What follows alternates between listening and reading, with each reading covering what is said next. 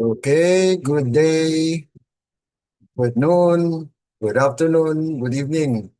Para doon sa ating mga kaibigan na sumusubaybay po sa virtual. At dito po tayo sa ating pagpapatuloy po ng ating pag-aaral sa Prophetic Insights on the Book of Daniel. Now we will be discussing about chapter 2 of Daniel. And so we will be having a good time for each one of us, that God will speak to us through His message, that we will be dealing with prophecy in Daniel chapter 2, where we ask the Lord's guidance. But before that, we have our prayer thought. Okay? So, ito po ay mababasa natin sa Review ni Herald, February 6, 1900, paragraph 3. Ito pong sinasabi ng talata, man's word fails, and he who takes the assertions of men as his dependence may well tremble, for he will one day be a shipwrecked vessel. But God's word is infallible and endures forever.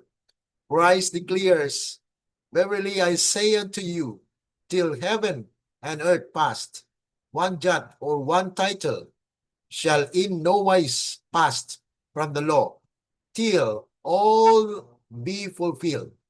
God's word will endure through the ceaseless ages of eternity. God lives and reigns. His glory is not confined to the temple made with hands. He has not closed heaven against his people, as in the past, so in this age. God reveals his secrets to his servants, the prophet.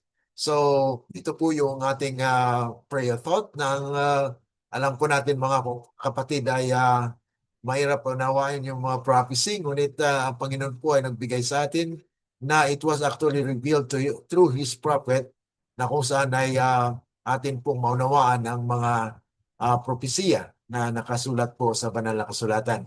Kaya nga po dito po tayo ngayon sa ating patuloy na pag-aaral, na atin po matunghayan at mapag-aralan po rito yung chapter 2. Now we have already discussed the foundation of the book of Daniel. And so our topic for today is the forgotten dream and God's revelation. That is actually, we will be taking this part by part. Kung hindi po natin matapos ang ating pag-aaral sa ngayong araw, bukas po ay wala po tayong turo. So it will be postponed on Tuesday next week. So ipagpapatuloy po natin ang ating maiwanan sa ating pag-aaral ngayong araw na ito. So dito po ay pinapahayag lamang sa ating prayer thought na ang salita ng tao ay talagang failure po yan. Ngunit ang Diyos po ay hindi nagkakamali at talagang hindi po siya nagsisinungaling, at He will reveal whatever was prophesied. And so we will be taking into consideration the crisis in Babylon. That is part 1 actually ng ating pag-aaral ngayon, na kung saan ay hindi po natin matapos ang lahat, ay atin pong bigyan ng pansin po next week. Okay? So tayo po muna ay manalangin para po sa ating paghingi ng tulong sa ating banal na Panginoon. Okay, manalangin. Dakila at mabagin po namin Diyos na makapangyarihan sa lahat. Kami po muli ay nagpapailan lang ng aming samutiling sinyo. Nagpapasalamat na kami po ay magpapatuloy ng aming pag-aaral dito po sa Prophetic Insights on the Book of Daniel. Nawa tulungan po kami, Panginoon, sa unang bahagi po ng kapitulong 2 ng Daniel. Nawa kayo po ay mangusap sa amin upang ang lahat ng aming mapag-aralan dito ay maging butil ng katotohanan, na siyang tutubo at lumago po sa aming mga puso't isipan. ito po ay dala-dala namin na makaanda rin po sa mga darating mga panahon na ma-fulfill ang mga prophecy na inyong inilatag sa banal na kasulatan. Ito po ay aming inaasahan na mangyari dahil lamang po sa matamis ng pangalan ng aming Panginoong Jesus. Amen. Okay. So dito po tayo mga kapatid sa ating pagpapatuloy na pagtalakay po dito sa Daniel, no? Okay, tingnan po natin mga kapatid ang crisis in Babylon na Nebuchadnezzar has a forgotten dream.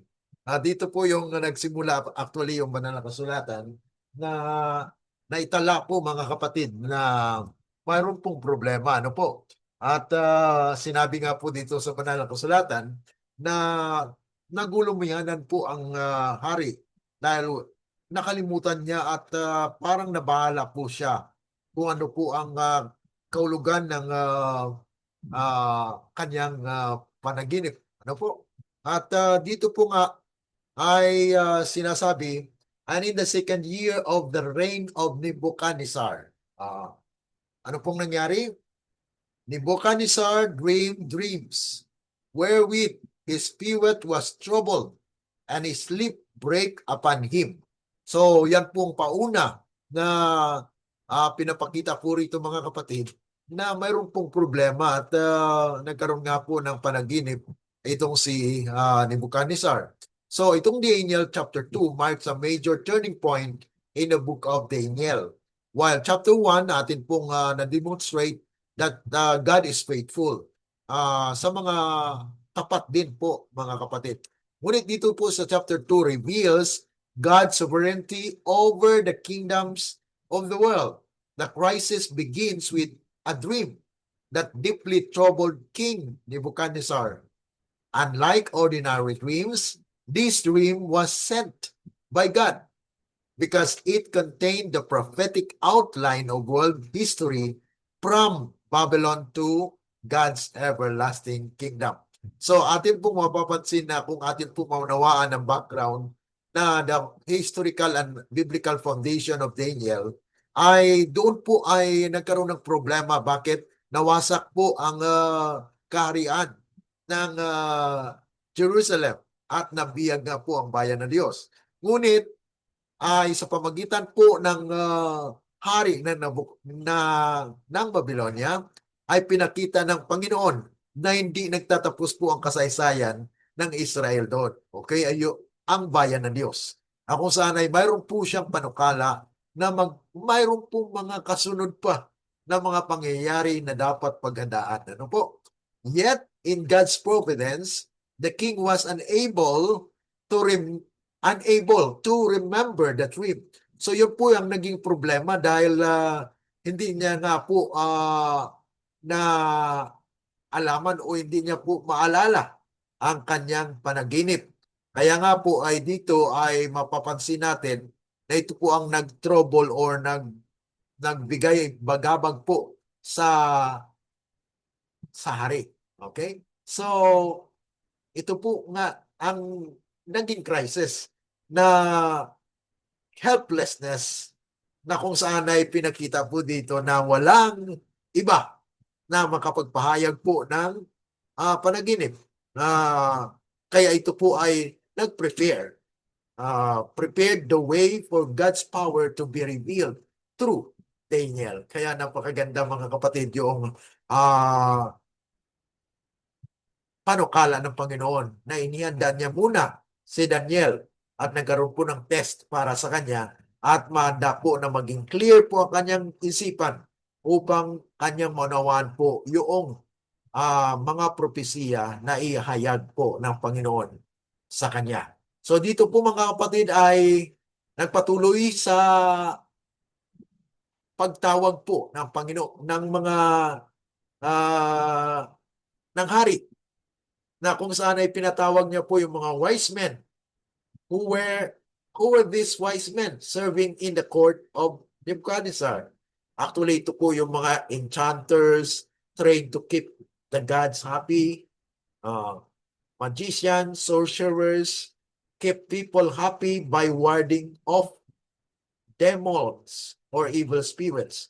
And then you have also astrologers studied stars, and predicted future. And then Chaldeans, general term for elite ruling class of Babylon.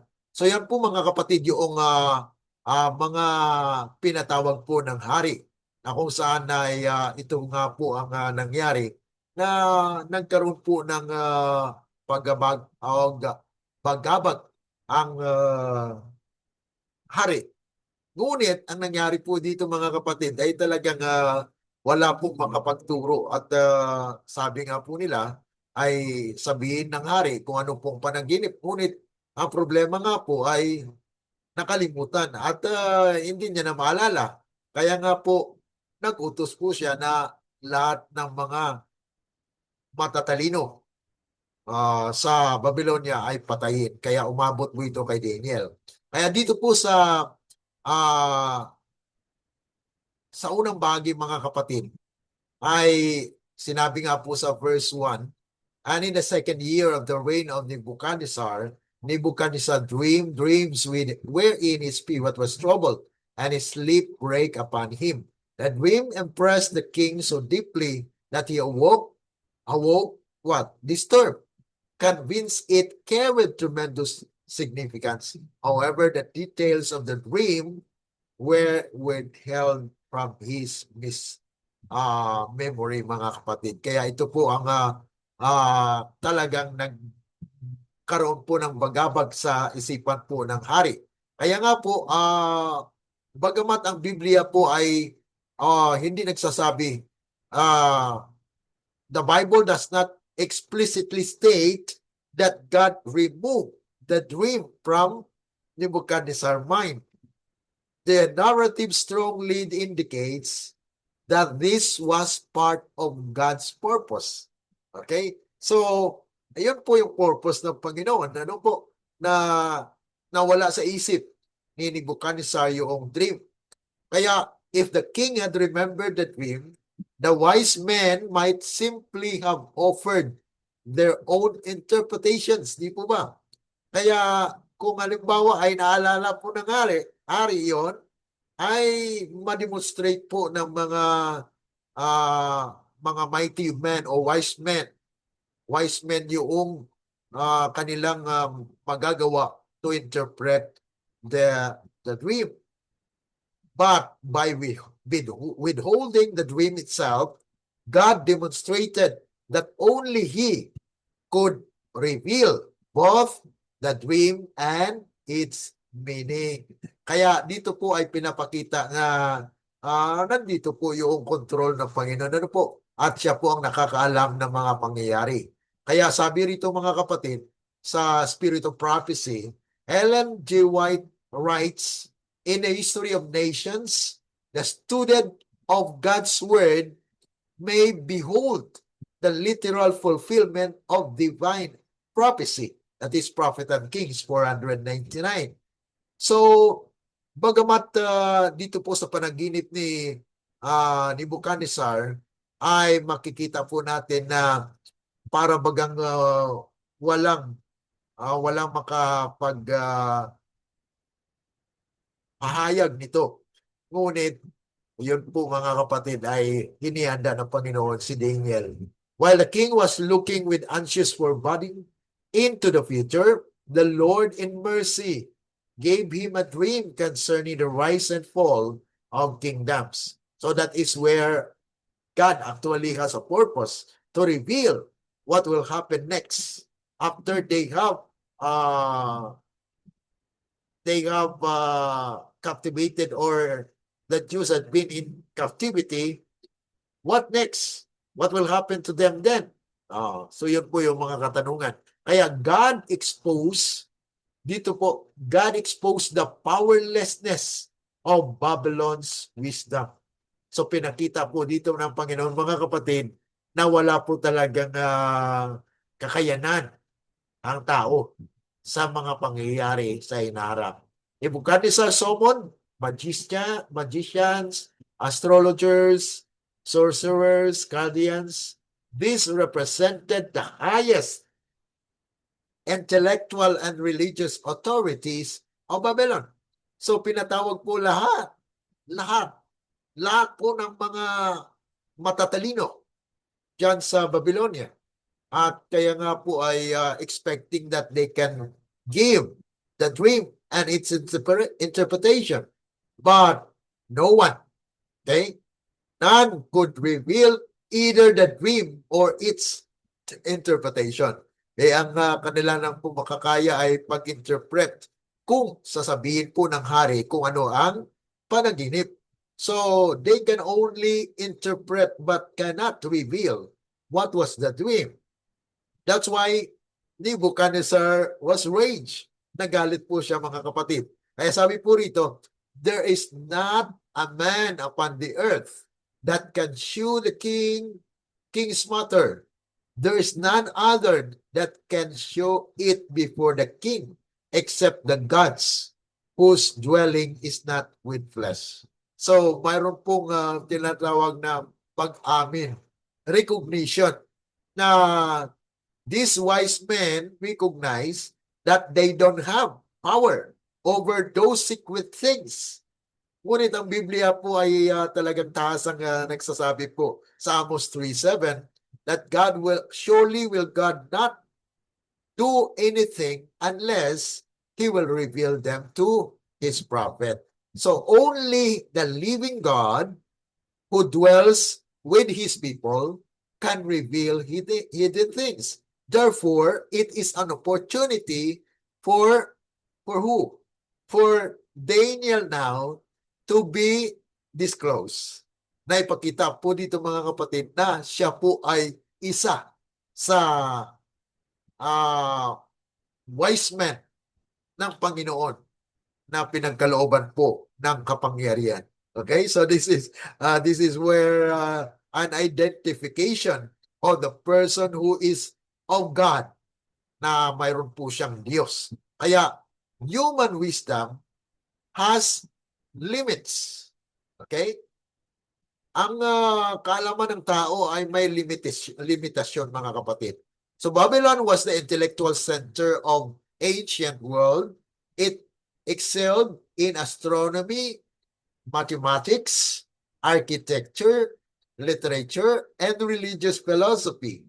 Yet when confronted with the revelation from God, all its wisdom failed. So yan po, mga kapatid, ang katotohanan na kung saan ay ang lahat po ng talino, kakayanan sa intellectual ay nandyan po sa Babylonia. Ngunit sa mga bagay na tago at ang Diyos lamang ang makapagpahayag, ay hindi po nila kaya. Katulad po sa sinabi ni Isaiah had foretold Babylon's inability to save itself. It says in Isaiah chapter 47, verses 12 to 15, that stand now with thine enchantments. Let now the astrologers, the stargazers, save thee. Behold, they shall be a stubble. So wala po silang kakayanan, mga kapatid. Mayroon pong limitasyon. The very practices in which Babylon trusted proved worthless before the God of heaven. Kaya nga sabi sa Isaiah chapter 2 verse 22 na cease ye from men whose breath is in his nostril. Because ang tao po, mga kapatid, ay may limitasyon. Okay? He has limited knowledge, but yet when God inspired a person like Daniel here, he was bestowed with knowledge and wisdom. So where is the wise? Where is the scribe? Hath not God made foolish the wisdom of the world? So yun po, mga kapatid, ang katotohanan na walang ibang makapagpahayag po ng mga tinago, kundi ang Diyos lamang. Kaya human knowledge can discover many things about creation, but it cannot uncover God's saving purposes apart from divine revelation. Kaya wala po talaga, mga kapatid, na walang kakayanan, mga kapatid, yung human knowledge. Yes, they can discover things that are in nature right now, but they cannot really uncover the purpose ng Diyos sa pagliligtas ng kanyang bayan sa pamagitan po ng divine revelation. The knowledge of God is obtained only through the revelation that He has made of Himself. Ayon po yan sa Education, page 169. Again, it says in Patriarchs and Prophets, 113, the greatest minds, if not guided by the Word of God, become bewildered in their attempts to investigate the relations of science and revelation. So that is where human reason is valuable, but it must remain subject to God's revealed truth. Kaya yan po mga kapatid, yung katotohanan na yung yes, may mga rason ng tao, valuable po yun. Ngunit pag mga katotohanan ng mga kapatid ay wala pong kakayanan ng tao. Kaya ang Diyos po ang nagpapahayag nito. Okay? Now, the next part is God alone reveals hidden things. Kaya the central lesson in Daniel 2 is not Daniel's wisdom, but God's. Yan po ang katotohanan po rito. Na kung saan ay wala pong kakayanan si Daniel. Ngunit sa pamagitan po ng kapangyarihan na ipinagkaloob ng Diyos ay na i-reveal po ni Daniel. No? Kaya nga po, Daniel actually did not take any credit on it. When Daniel later appears before the king, he refuses to take any credit. Okay? Hindi po niya tinanggap kung siya ba talaga ang matalino or siya po ang nagpapayag. Hindi po.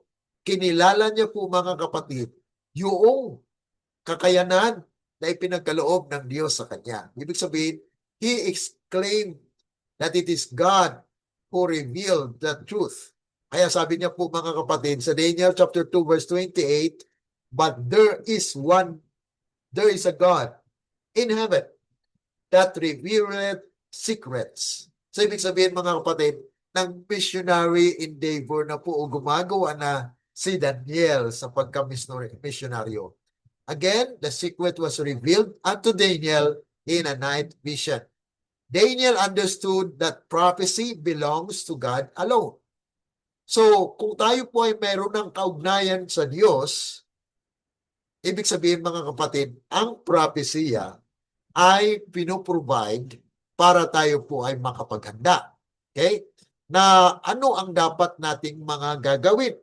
Kaya nga po ang spirit of prophecy was essential for our church. Na kung saan ay kung nais po ng Panginoon na ang kanyang bayan ay maihanda, instructed. Kaya nga po, he actually gave counsels. Okay? Ellen G. White comments, Daniel did not claim honor for himself, but exalted God as the source of all wisdom. Kaya ang Panginoon po mga kapatid ang siyang source ng kapangyarihan at ng karunungan. Kaya nga po ay sinabi niya po dito ang kanyang pagpakumbaba. This humility distinguished Daniel from the proud wise of Babylon. Okay? So yun po yung pagkakaiba ni Daniel sa mga marunong sa Babylonia. Nasabi nga po nila, basta't sabihin mo lang sa amin pa, mahal nga hari, yung panaginip din weekend. So they have that knowledge to interpret. But now Daniel acknowledged that he has nothing. It was God who revealed the dream and even its interpretation. So worldly philosophy cannot interpret divine revelation. Babylon's scholars possess extensive learning. Ganon din po sa ating panahon ngayon. There are pastors, doctors who have graduated in higher degrees, but yet God chooses those common people like Daniel. Daniel was just a young person, but yet he was bestowed by God knowledge, the revealed will of God.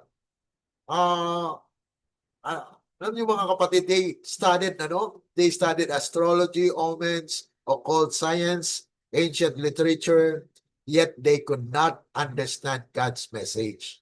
So the reason was simple. Prophecy originates with God and can only be understood through God's Spirit. Kaya yun po yung katotohanan na wala pong makapahayag po ng mga mangyayari in the future unless it is the working of the Holy Spirit through His anointed one. Okay, so prophecy originated with God and can only be understood through God's Spirit. The natural man received what? Received not the things of the Spirit of God because they are spiritually discerned. 1 Corinthians chapter 2, verse 14. Likewise, no prophecy of the Scripture is of any private interpretation. Kaya sa atin po pag-aaral po dito, we will take the prophet's interpretation, not our interpretation, mga kapatid. Dahil kung atin pong interpretation lang, then we may fail to understand and to give the right answer or interpretation. Kaya no prophecy of the Scripture, walang propesiya sa banal na kasulatan na i-interpret sa sarili lamang. God reveals truth to those who seek Him in humility and faith. Without the guidance of the Holy Spirit, no amount of education or intellectual ability can make one a light bearer. That is Christ's Object Lesson 408. That's why the Holy Spirit, not merely human scholarship, enables understanding of divine truth. So kahit nag-aral pa yan ng master's or doctoral, but yet the knowledge confined only to those people who had been bestowed with the Holy Spirit of God. Kaya mga kapatid, yung lesson, the spiritual lesson for this mga kapatid, Daniel speaks powerfully to our generation. So ang Panginoon po mga kapatid ay nagsasalita sa atin na may kapangyarihan. Many today place supreme confidence in human philosophy, science, divorce from God, secular education, political systems, technological advancement, human philosophy. Ito po yung mga ginagamit po ng tao sa ngayon, na human philosophy, trusting in human ideas and reasoning above God's revealed word. When human wisdom becomes the final authority, it often leads to what? People away from biblical truth. Kaya mapalayo po tayo sa katotohanan. Once we just rely on the intellectual knowledge or the knowledge of the world, na yan po ay napag-aralan nila, they have masters in this, in that, doctor of this and that. So yan po mga kapatid ay ayon sa Biblia ay wala po yan. Dahil ang spiritual na mga bagay ay maunawaan lamang ng spiritual na kapangyarihan. So the Bible is the standard of all teaching and experience. But yet, if science or yung pinag-aralan po natin ay malayo sa Diyos o divorced from God, science is a gift from God.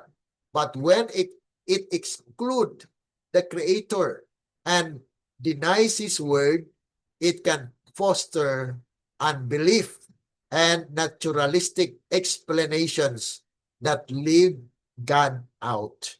So yan po mga kapatid ang mag-lead pala talaga sa atin, na kung saan ay it will divorce us or makapalayo tayo sa Diyos. And then ang next dito mga kapatid ay actually kung atin pong balikan dito, yung kasaysayan na ito ay yun po nga ang reason ng mga magician or mga wise men dito na they told the king, that is too difficult for men. No one can reveal it to the king except the gods. Ito na po yung sinabi nila kanina, na kung sana yan po yung mga philosophers or mga stargazers, at marami po silang natutunan. Ano? Kaya nga po yung symbol ng human wisdom dito without the word of God is meaningless. The living word of God is living and active. Kaya sa pamagitan lamang po ng Espiritu ng Diyos ay maunawaan po yung banal na kasulatan. Kaya nga po sabi sa Isaiah chapter 8 verse 20, to the law and to the testimony. If they do not speak according to this word, they have no light in them. Kaya wala pong liwanag na magbigay liwayway sa katanungan natin. Okay? So yan po, Daniel received the interpretation from God and praises God with a beautiful poem. Ano pong poem ni Daniel po dito? Daniel goes before the king and Daniel tells him that only God can reveal dreams and can tell the future. Kaya dito mga kapatid ay makita natin na bagamat mayroon pong secular education. Secular education po ay these are education that develops the intellect but neglects God and biblical principles that may produce knowledge without wisdom or moral character. So yun po mga kapatid, yung pinakita po rito, itong mga taong ito ay tinuruan. Okay? Nag-aral na secular education. Okay? Ayon po sa Proverbs 1:7 and then Deuteronomy chapter 6, 6 to 7, ay mayroon pong tama na education. True education is only from God. Sabi nga po sa education page 13, true education has to do with the whole being. Kaya kung atin pong sirain ang ating katawan, ayon po sa nauna natin na pag-aralan sa chapter 1, that they actually have a unique diet na kung saan yan nga po ang naging kasangkapan na nagkaroon sila ng clear mind and they can decide on because God dwells in them. So, sa governments at that time, mga kapatid, governments have had important God-ordained role. But no human government can solve the problem of sin or establish God's everlasting kingdom. Kaya nga po dito sa pinakita sa hari ay talagang hindi po kakayanan o hindi kaya po ng tao to tell the future. Ngunit Daniel was able to tell dahil binigyan po siya ng kapangyarihan. Hindi po yan kakayanin ng technological advancement. No? Technology can be used for great good or great evil. It is a useful tool, but must never replace dependence upon God or become an idol. So yan po mga kapatid yung nakita natin dito na Daniel was not dependent on his learning. He was dependent on God's revelation. Ang Panginoon po ang nagpapahayag, hindi po yung mga bagay na atin pong natutunan. So all this, mga kapatid, all these things, philosophy, science, education, government, and technology have value when they are guided by God's word. May value po yan mga kapatid. Ano? Kahit maggamit man po tayo ng IT o AI, ay dapat po ay dependence natin sa Panginoon. Ano? Technology can be used, but don't forget that the truth only can be revealed through dependence upon God. So, ito po yung dapat hindi po siya mag-replace sa ultimate source of truth and security. They become modern forms of Babylonian wisdom, especially ngayon. When you are searching the AI, Sometimes you are just dependent on the AI. So kailangan mga kapatid, mayroon din po tayong personal na connection with the Lord so that we will be guided if ever there are wrongs that have been presented through the technology. So only the God of heaven that revealeth secrets possesses true wisdom and the answer to humanity's deepest needs. So while these are their proper place, they cannot answer humanity's deepest question concerning sin, salvation, and the future. Because the Bible declares sa Proverbs 3:5, mga kapatid, sabi po doon, trust in the Lord with all thine heart and lean not unto thine own understanding. In all thy ways acknowledge him, and he shall direct thy path. So the same God who revealed mysteries to Daniel continues to guide those who prayerfully study His Word under the illumination of the Holy Spirit. Kaya ito po mga kapatid atin pong pinapag-aralan. Ano po? Now we ask the Lord to guide us. So the God of heaven, according to Prophets and Kings, page 105:01, the God of heaven is the source of all wisdom. He is infinite in wisdom and strength. Kaya nga po mga kapatid, the annals of history, the growth of nations appears as if dependent on the will and the powers of men. But in the Word of God, the curtain is drawn aside, and we behold the agencies of the Almighty silently, patiently working out the counsel of His will, o mga kapatid. Kaya Daniel 2 reminds us that history is not ultimately directed by emperors, governments, or philosophers. It is directed by God. So ito po nga dapat isa puso natin mga kapatid, ano? Dahil dito po sa prophetic insight ay pinapakita po natin itong mga pananaw na makapagbigay po sa atin ng linaw sa mga hinaharap. So the crisis in Babylon revealed the bankruptcy of human wisdom when confronted with divine revelation. So Nebuchadnezzar's forgotten dream was not an accident, but it was providential means by which God demonstrated that the wisdom of Babylon could neither uncover nor interpret the mysteries of heaven. So it cannot uncover the mysteries of heaven. So the magician, the astrologers, the wise men confessed with inability, while Daniel pointed the king to the God in heaven that revealed secrets. Kaya yun po yung pagkakataon ni Daniel, na he actually has the opportunity to preach and to teach about God. So this chapter 2, establishes a foundational principle for all prophetic studies. God is both the author and the interpreter of script prophecy. Human philosophy, tradition, speculations can never replace the guidance of the scripture and the Holy Spirit.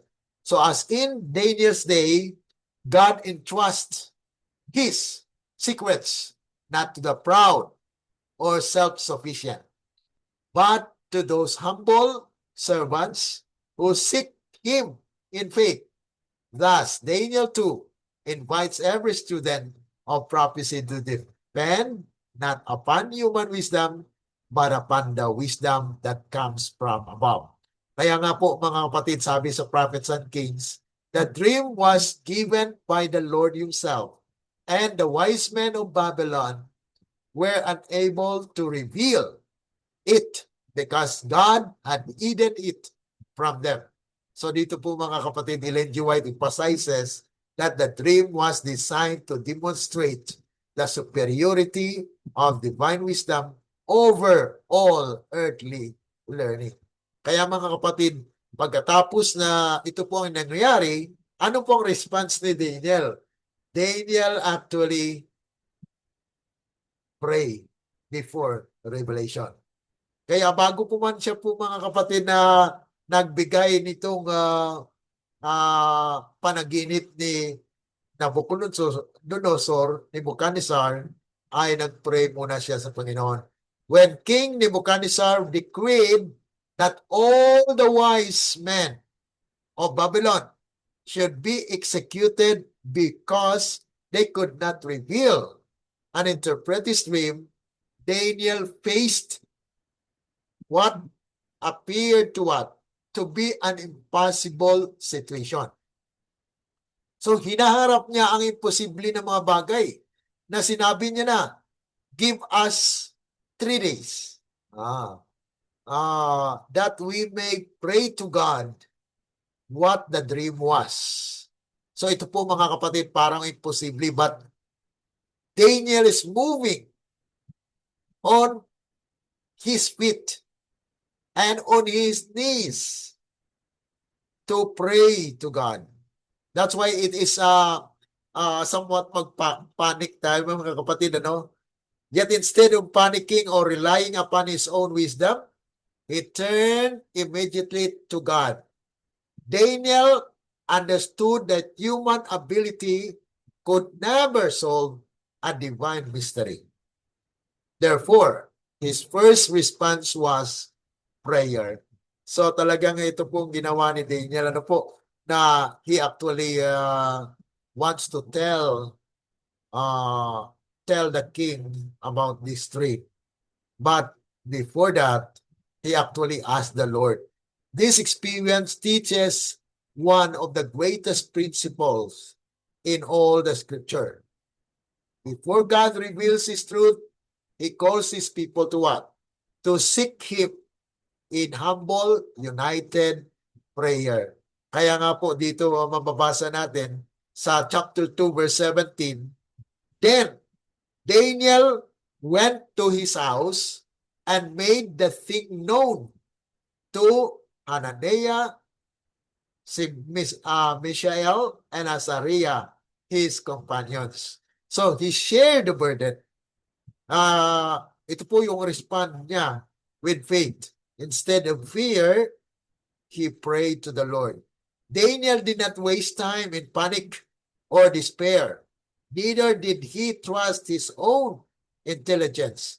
His first action was to gather God's faithful people for prayer. Wow. So that is where he reacted that it is not dependent on him, but he depended himself to God with his companion. Okay? So, sinabihan niya yung kanyang mga kasama na let us pray because we have this impossible situation na nasa kalagitnaan sila ng crisis. Crisis of what? Crisis of unknown. Hindi nila alam yung yung panaginip. But notice here that Daniel had confidence that God was able to answer before he knew what the answer would be. So, he acted his faith. Ibig sabihin mga kapatid, mayroon siyang pananampalataya. Oh. So sa ating mga kapatid, kung may mga problema po ba nang dumarating sa atin, do we act on faith or on doubt? Na nagda-doubt pa ba tayo mga kapatid? Yan po ang personal natin na katanungan para sa atin. Ano?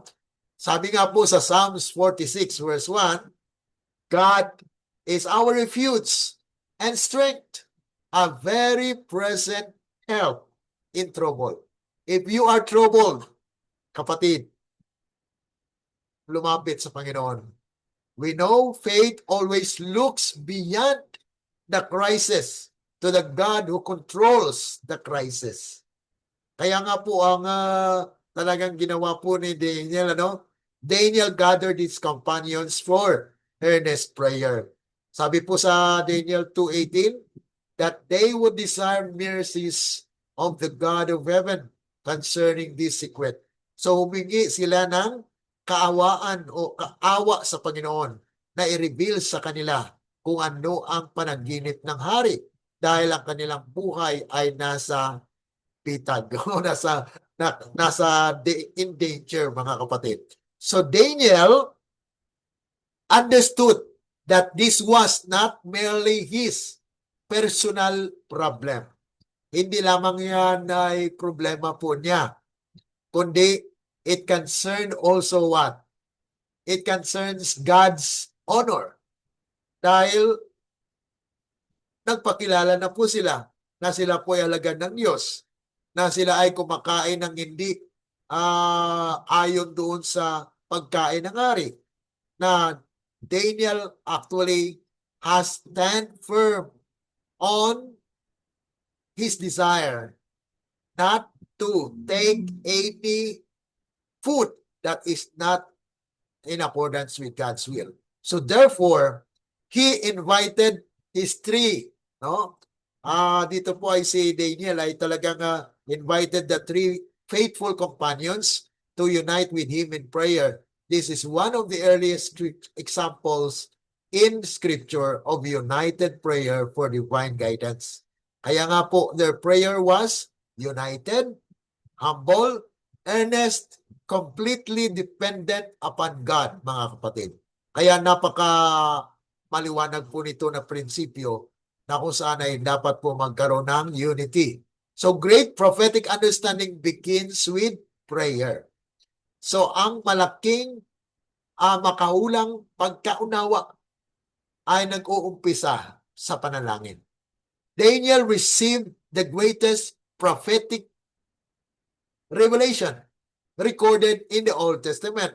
Yet before receiving these revelations, he first prayed.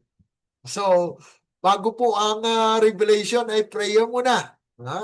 So, kailangan po mga kapatid, sa ating pag-aaral po ng Biblia ay pray to the Lord for enlightenment. Na call unto me, sabi nga po ni Jeremiah 33 verse 3, call unto me, and I will answer thee, and show thee great and mighty things which thou knowest not. Kaya itong mga kapatid ay hindi natin alam ang kapangyarihan ng Panginoon, mga kapatid. If any one of you lack wisdom, let him ask of God. James 1:5 po yan, mga kapatid. So God delights to reveal His will to those who sincerely seek Him. Hinahanap mo ba, mga kapatid, ang pagkaunawa sa mga kasulatan? Then pray to the Lord that He will guide you. So prayer is the opening of the heart to God as to a friend. Step to Christ, page 93. True understanding begins with communion with God. So divine mysteries, mga kapatid, are revealed to the humble. So, kailangan muna, mga kapatid, mag-humble tayo. Ibig sabihin, magpakumbaba. Let us acknowledge that we are nothing. Sa ating relasyon sa Diyos, mga kapatid, at kaligtasan, ang kaligtasan po natin hindi dahil sa ating nagawang mabuti, kundi dahil sa Diyos na gumawa sa atin, na siya ay nagnanais na tayo rin po ay magpakumbaba at magsumiter o submit sa Kanya. So divine never claims superior wisdom. Ganun dinawa sa atin, mga kapatid. Instead, he confessed his complete dependence upon God. Later, he declared before the king, as for me, the secret is not revealed to me for any wisdom that I have more than any living. So hindi niya inaangkin, mga kapatid, niya siya lang ang binigyan ito, kundi ibinigay ito para sa karunungan ng lahat. God revealed the mystery because Daniel sought Him with humility. Peter teaches the same principle as well. In 1 Peter 5 verse 5, God resisteth the proud and giveth what? Giveth grace unto the humble. The proud trust themselves. The humble depend upon God. So the secret of the Lord are revealed to the humble and contrite heart. So yun po mga kapatid, ipapahayag lamang po ng Panginoon ang mga tinago na mga bagay, ang mga karunungan sa mga taong handa na magpakumbaba ng kanilang sarili. Eh kung sabihin mo, ay alam ko na yan, hindi ko na kailangan yan. Mga kapatid, that time will never come that you will understand God's purpose.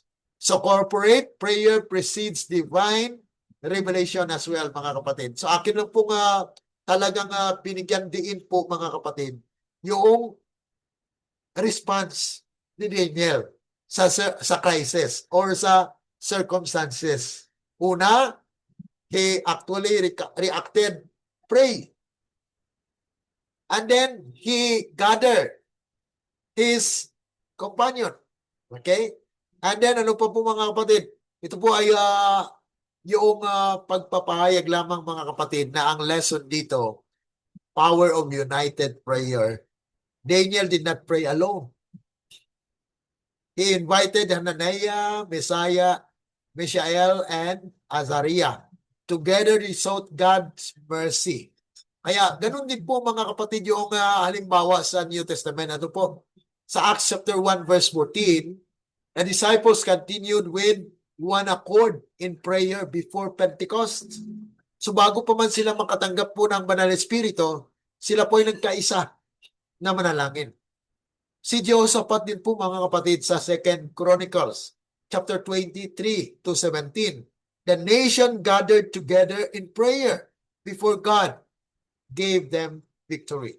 So bago pa man mga kapatid tayo magtagumpay sa ating mga problema, mga hamon sa buhay, we need to pray. United prayer preceded prophetic revelation. This principle teaches that God delights to bless His people when they seek to together in faith. Kaya mga kapatid, itong mga katotohanan ito, ikumpara natin mga kapatid, dahil ito po yung makita natin sa Daniel o mababasa, na kung saan ay God will answer our questions when we search and read our own Bible. Dahil marami po sa atin ngayon naniniwala na itong batong ito ay nanggaling saan? Nanggaling daw sa langit kasi sa picture ay nanggaling po sa langit. Okay? Ngunit when you read the Bible, kaya nga po, God answered immediately to Daniel. Sabi rito sa verse 19 ng Daniel 2, then was the secret revealed unto Daniel in a night vision. So God did not disappoint the faith of His servant, mga kapatid. At the right time, He answered.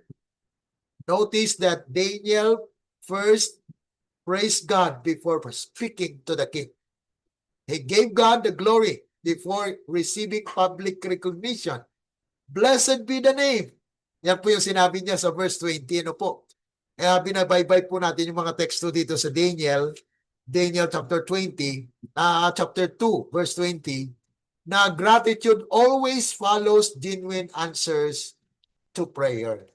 Kaya mga kapatid, ang prayer po ay napakahalaga upang maunawaan po natin ang propesiya na ito po ba yung ikumpara po natin ang katuruan sa ating iglesia ngayon kung saan ang totoo. The Bible tells us that there was a dream. Ang hari po ay nagkaroon ng panaginip at pinakita nga po kay Daniel. Kaya dapat po ang nakita ni Daniel ay klaro din sa larawan ng pagkaunawa o interpretasyon. Kung ang mga karamihan sa atin ay nagpapaliwanag ng Daniel 2 sa pamagitan ng picture na ito, ikumpara po natin sa Biblia. kung saan po talaga nanggaling ang bato. Di po ba? Kaya we need prayer. The servants of God did not plead with him in vain. They had honored him, and in the hour of trial, he honored God. So ma-honor natin ang Panginoon, mga kapatid, kung tama ang pinanggalingan at tama ang ating binabasa at tama ang pagkahulugan nito. Kung mali po, mga kapatid, ang picture, mali din ang ating interpretasyon. Kaya mali rin ang ating ituturo. Okay? Kaya nga po, tingnan natin ang larawan at tingnan sa Biblia. Basahin ang Biblia. Dahil dito, mga kapatid, ang maliwanag na pagkaunawa nito na minsan ay ito ang naging dahilan ng pagkawatak-watak. Bakit po? Dahil magkaiba ang interpretasyon. Sa halip na nabatay sa Biblia, ay nabatay na sa sariling interpretasyon. Na kung saan ay ang Biblia nagpahayag ng isa, and ang interpretation ng iba ay iba naman. Kaya nga po, we need to pray. Kaya nga in-emphasize natin, mga kapatid, na God's revelation will follow when we pray. Kaya, mga kapatid, sa oras na ito, this is just an introduction. Okay? Part 1. Okay? Ang part 2 po natin ay next week. Bukas po ay wala tayong study. Okay? So it will be postponed on next Tuesday. So atin pong ipaliwanag at tingnan po natin ang pagkakaiba nito. Itong naunang picture na ginagamit ng karamihan o ito yung mababasa natin sa Biblia. So tingnan po natin, mga kapatid, para ang ating pagkaunawa sa kasulatan ay tama at ang interpretasyon din nito, mga kapatid, ay dapat tama. Dahil ang Panginoon po ay mag-glorify natin kung ang ating pagkaunawa ay ayon po sa nasusulat. Okay? So dito po tapos muna ang ating pag-aaral at idalangin po natin, mga kapatid, na next week ay mag-invite po tayo ng mga kapatiran natin dahil ito po ay palalim ng palalim ang ating pag-aaral at maari na may mga kontrobersiya po na mag-arise sa atin pong pagtuturong ito ayon po sa Biblia na ito po ay mababasa natin. No? We will be taking the Bible and the Bible alone. Okay? Let the Bible interpret itself. And we will ask the inspiration as well to give us clarity on the interpretation. Okay? So let's pray. Dakila at mabagin po namin Diyos na makapangyarihan. Salamat po sa mga oras na kayo po ang siyang nangusap sa amin, na nawa, Panginoon, ay tulungan ng bawat isa sa amin na sa pamagitan po ng inyong kapangyarihan ay maunawaan po namin ang mga nakasulat sa banal na kasulatan. Tulungan ang aming mga kapatiran, Panginoon, na sila rin po ay maging bukas sa katuruang ito dahil marami po ang nagtuturo na hindi po sang-ayon sa banal na kasulatan. Kaya pagpalain po ang aming mga kapatiran na sumusubaybay. Nawa, Panginoon, ay kayo rin po ay mangusap sa kanila kahit sa mga panaginip sa gabi at sa mga palananawon or pananaw, ay bigyan niyo po ng maliwanag na pagkaunawa. Kaya't amin pong sinosurrender ang lahat sa inyo, na ang inyong kalooban na siya maganap, hindi ang sa amin.